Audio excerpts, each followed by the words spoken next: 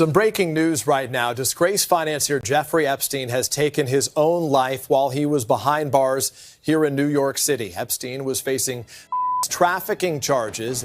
What if everything we thought we knew about Jeffrey Epstein's end was a lie? What if the most infamous criminal of our time didn't slip away in that Manhattan cell, but instead vanished under the cloak of a carefully orchestrated escape? His survival now a ticking time bomb for presidents, princes, moguls, and media barons who fear exposure of what he knew. From the depths of conspiracy forums to whispered conversations in private clubs, a chilling narrative is rising. Epstein may still be alive, and the mysterious movement of millions from his estate in the weeks after his supposed demise is stoking the fire. The story we've been told, a desperate man ending his own life, is starting to look less like tragedy and more like theater. Next to the new questions around the investigation into the Jeffrey Epstein, the accused trafficker stunning the world, taking his own life in a Manhattan jail cell. The official autopsy results just announced by the medical examiner and what his legal team is vowing tonight. We have to start with the basics, the facts that everyone agrees on. Epstein was found unresponsive in his Manhattan lockup in August 2019, awaiting trial on charges that should have brought the world's most powerful people into the courtroom. The cameras on his unit just happened to malfunction. The guards who were supposed to check him every half hour somehow fell asleep at their desks, falsifying logs instead of doing rounds. And the cellmate who might have been a witness was conveniently moved the day before. On their own, each of these could be shrugged off as bureaucratic incompetence. Together, they form a script so perfectly aligned for a staged disappearance that even hardened skeptics are forced to ask, was this an exit strategy? Did we all watch the closing scene of an elaborate cover-up? Stephanie, there have also been more cases filed in court with those accusers attempting to go after potential co-conspirators. That's exactly right, Whit. 2 more women are suing Epstein's estate. They say they were recruited by an unnamed Epstein employee. Now, this is in addition to the lawsuit filed against Epstein's longtime friend, Ghislaine Maxwell, who is also accused of recruiting for him. Maxwell denies any wrongdoing. The official story declared him gone, case closed. But financial records began telling a different tale. Just weeks after his alleged passing, a digital footprint appeared. A transfer of $12.9 million from an offshore account linked to his estate. This was not pocket change, shuffled in probate. This was a deliberate move. A breadcrumb glowing on the dark trail. Who had access to the account? Where did the money flow? Was it fueling lawyers, loyalists, or something more sinister? To those who doubt the official tale, this wasn't random bookkeeping. It was a signal, a pulse proving that Epstein's hand, or at least the hand of his circle, was still moving in the shadows. From here, the whispers grow darker. Insiders hint at an island that isn't on tourist maps, a fortified haven allegedly built with pooled resources from allies who could not afford for Epstein's archive of secrets to ever see daylight. An island fortress far from extradition treaties, equipped with everything needed to maintain the indulgent lifestyle he was known for, and protected by figures with global reach. Could this be where the $12.9 million was directed? A deposit on his second act? Those close to intelligence circles claim such hideaways exist, funded by syndicates who operate above national law. The idea sounds outrageous until we remember Epstein already had his first island and nobody stopped him then. If he is alive, the consequences are terrifying. Imagine the leverage of a man who built his fortune not just on finance, but on compromising material, files, footage, and favors kept as insurance. Every global leader who shook his hand, every titan who boarded his jet, every prince who smiled in a photograph, Epstein kept receipts. His very existence, if proven, would be a permanent threat to the reputations and freedom of the elite.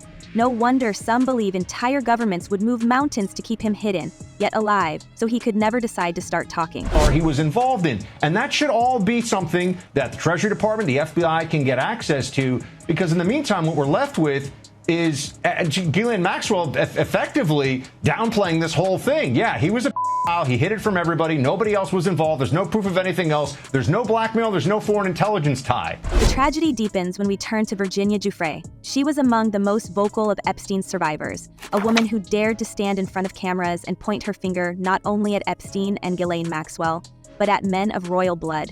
She was young when she was first pulled into that world. She grew into a fighter who took on Buckingham Palace itself, forcing Prince Andrew to settle her civil suit for what legal experts estimate was more than $10 million. Virginia became a symbol of resistance against the network Epstein had cultivated, and she promised she would never stop until the truth was exposed. And yet, this year the headlines turned devastating. At just 41, Virginia's family confirmed she had lost her life at her farm in Western Australia. The statement described unbearable weight from a lifetime of abuse. Her lawyer called her a dear friend and an incredible champion for other victims. To the public, it was framed as tragedy rooted in trauma. But to those who've tracked the Epstein saga, her passing raised chilling questions. Why now? Why at the moment when pressure on elites was mounting again, when Epstein's files were being teased for release, when old names were being dragged back into the spotlight? Knew that they were underage. How do you just have this be so one-sided? It is, I mean, it's such a miscarriage of justice. This is not what justice is supposed to look like. It's incredibly disappointing. It's impossible not to see the timing as suspicious. Here was a woman who had defeated a royal, who had spent years insisting she still had more to reveal. And just as the world braced for those revelations, her voice was silenced? Was this mere coincidence, the tragic culmination of private pain? Or was it part of a broader pattern, the quiet removal of those who might threaten the illusion of Epstein's end? If Epstein is alive, Virginia may have been closer than anyone to uncovering his safe haven. Could she have been preparing to expose where he was hiding, who was protecting him, what compromising material still existed? If so, then her sudden absence becomes not just heartbreaking, but ominous. The whispers online have been relentless. Virginia's end was not random, it was convenient. Convenient for those who wanted to close the book on Epstein forever. Convenient for those who still fear his name being spoken in courtrooms. And if one of the fiercest warriors against him can vanish so suddenly, who might be next? If Epstein is out there, shielded by allies, holding secrets that could topple governments, then every outspoken survivor, every journalist digging too deep, every official willing to break ranks, might find themselves standing in the path of a machine designed to keep him hidden. The question lingers like a storm cloud over every development. If Jeffrey Epstein is still alive, what secrets does he hold? And how far will the powerful go to protect them? This defy common sense for any common criminal. Why would you maintain your own evidentiary criminality? But to Jason Chaffetz's point, that doesn't mean there aren't clients. Just because there might not be a list doesn't mean there are not clients. And Ghislaine Maxwell could be put to the test on naming the names, creating the list after the fact of people that she saw on the plane, Buck. With Virginia gone, some may believe the royal family has dodged its most dangerous threat. But has Prince Andrew truly escaped the storm, or is the tempest only beginning? The palace may project calm, issuing carefully measured lines and keeping the Duke out of sight. But silence can be the loudest scream. Andrew's settlement with Virginia already cost millions and cast him into permanent exile from royal duties. Now, whispers suggest that Epstein's fabled archive, the compromising files that many suspect still exist, contains more than one photograph, more than one late-night encounter, more than one name scrawled in ledgers. If Epstein is alive, does he hold the ultimate bargaining chip over the House of Windsor, ready to drag 1,000 years of monarchy into the mud? Consider how fragile the monarchy already is. The Queen is gone, Charles is fighting for relevance, William and Harry barely share a sentence without sparking headlines. Into that volatile mix, imagine a hidden cache of footage or testimony tying Andrew even deeper to Epstein's network. The very survival of the institution could hinge not on tradition or popularity, but on whether one disgraced financier decides to press play. And isn't it curious that Buckingham Palace has chosen total silence rather than public defiance? In the world of public relations, silence often betrays fear. Anything wrong, they're suddenly going to be in the spotlight. And that's just a kind of a strange scenario that we're finding ourselves in.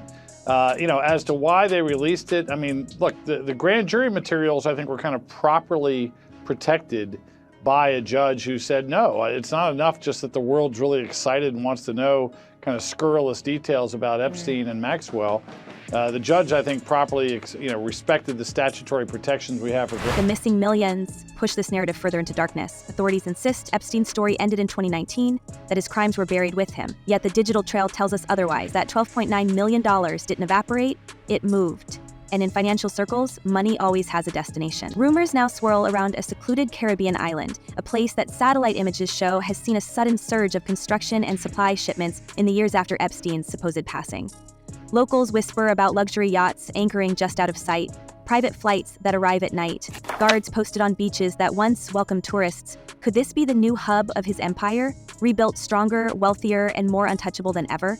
Insiders claim this hidden paradise is ringed with cutting-edge security, drones, armed patrols, even underwater sensors to deter unwanted visitors. The very notion sends a chill down the spine. A fortress of exploitation shielded by technology and financed by those who have the most to lose if Epstein's tongue ever loosens. If such a place exists, it is not a playground. It is a prison without walls, an island where the silence of victims is enforced not by secrecy alone, but by fear that no authority will dare intervene. The big picture is we don't normally look in prosecutors' files if there's not a trial. You know, we kind of let the evidence play out after an indictment. We see what happens at a trial.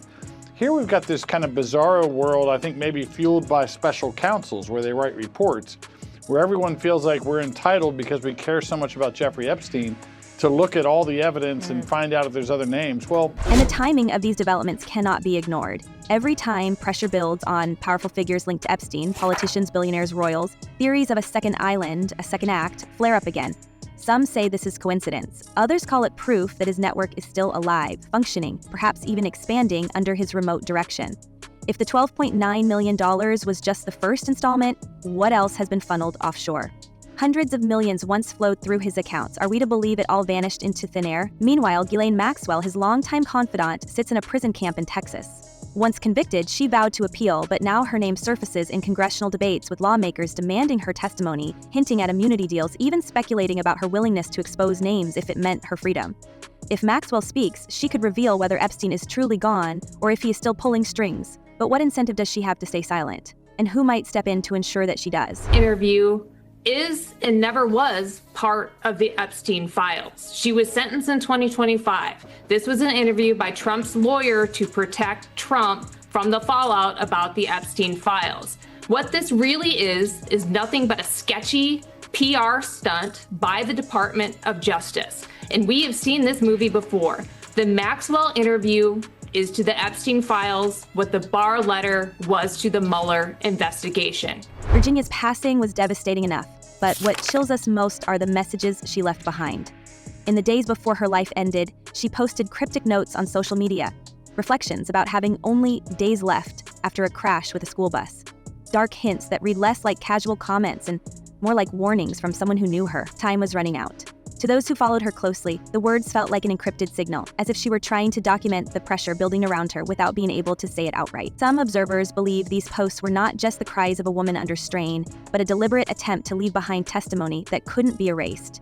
When placed in the wider context of Epstein's survivors, many of whom have faced intimidation, legal strangulation, or public smearing, her messages begin to look like the final page of a whistleblower's diary.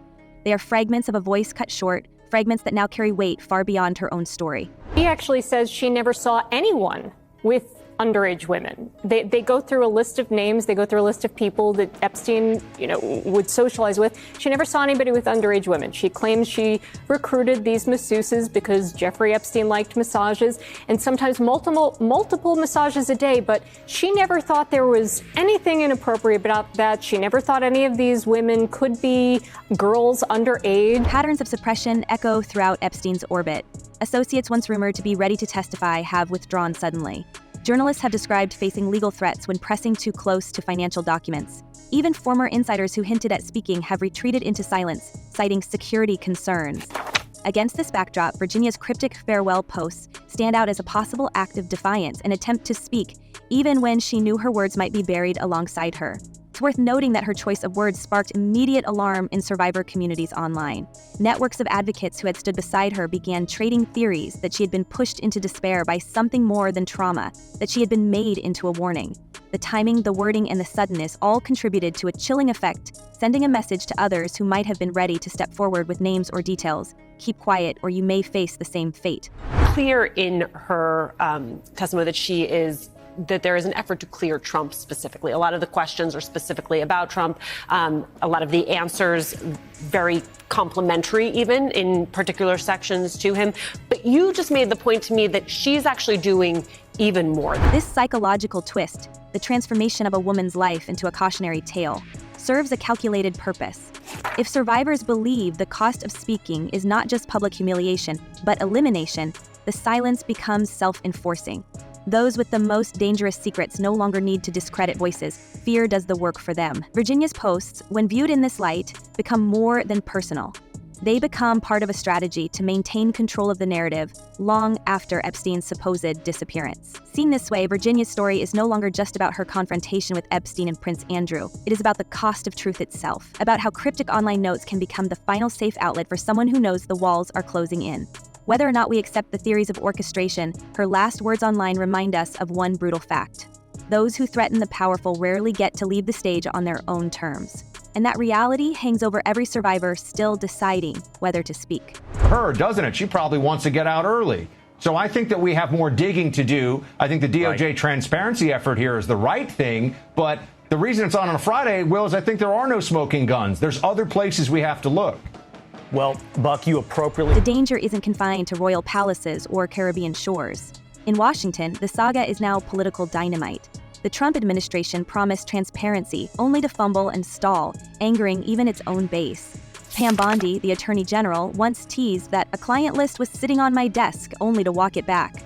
Critics pounced, allies turned wary, and conspiracy theorists shouted, "Betrayal!"